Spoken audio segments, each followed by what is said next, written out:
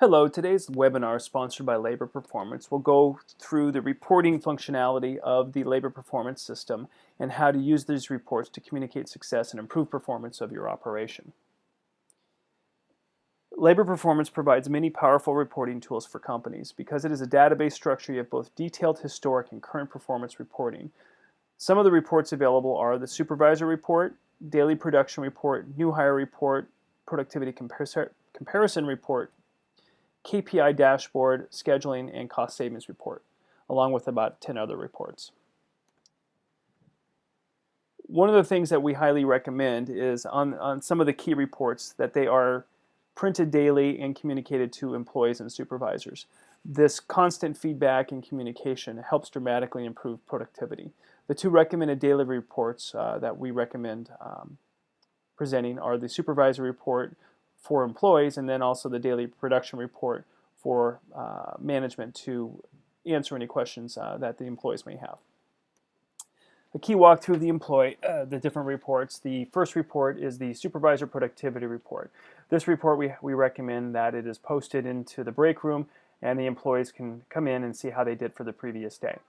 So in this example here, what it does is it ranks from number 1 to 15 the performance of the various employees and then the bonuses that they earned from the pay for performance for that day. So in this example, the gentleman who was number 1 had a productivity level of 160% over the mean. His lifetime average is 142%, so he's a top performer. His goal was basically to achieve 100%, and then his direct labor contribution for the day was 6.54 hours, and so his overall bonus he earned was $30. Then at the bottom, you can see here that this person was below standard of 100%, and so they earned no bonuses. So what we found in operations where we present this, employees actually scramble at break time to go see how they did for the previous day. So it's a very it's a reinforcing motivation tool for employees on the productivity levels. Then if you wanted to break down, because an employee has questions about their productivity, you have a daily production report that breaks down in detail what the actual work that the employee did. So it gives you each process, what their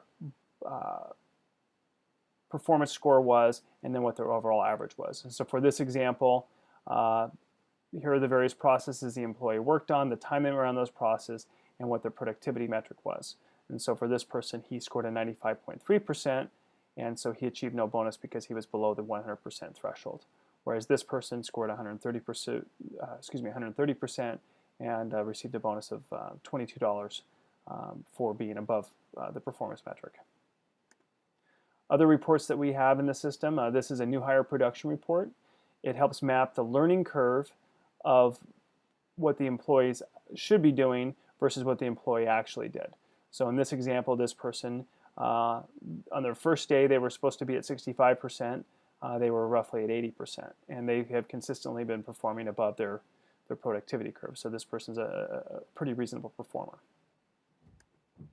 Then you have a productivity comparison report. You can actually map an employee's productivity versus what the facility's average is.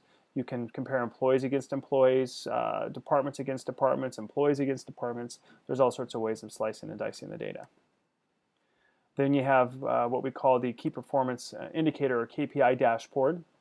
It gives you some of the key metrics for the overall operation. You can look at by facility, department, or shift, and gives you some basic data. So in this example, 181 hours of total labor. Of that, 169 were direct hours. So it's a roughly 93.63%. They had 11.5 hours of indirect labor.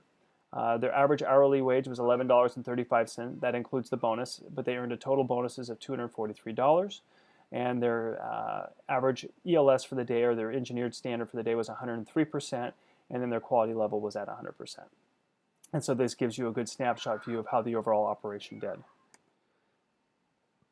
We also have a scheduling function within the system that allows you to program in the workflow that will be done over the next period of time, and it'll tell you, based on your last 30 days of productivity levels within those various departments and processes, how much expected labor will be required to do this work. So for this example here on 11/1, you'll need 127.58 hours of labor based on your historical productivity levels. So you'll need roughly 16 people working an 8-hour shift. And then our last report here is a cost savings report. This report allows you to see what your cost savings is versus the bonuses that you paid out on your incentive program. So for this example, $3,800 of bonuses were paid out for the month of October, but including the costs that went out, there was an additional savings of $8,500 in direct labor costs. Likewise, this operation was incentivized on indirect labor reduction, so indirect labor went down, so another $3,400 was saved in indirect labor, so a total savings is roughly $12,000 for the 24 days of operations in the month of October. There are many more other reports that the labor performance system offers. If you'd like to learn more, please contact us through our website at www.laborperformance.com. Thank you for your time.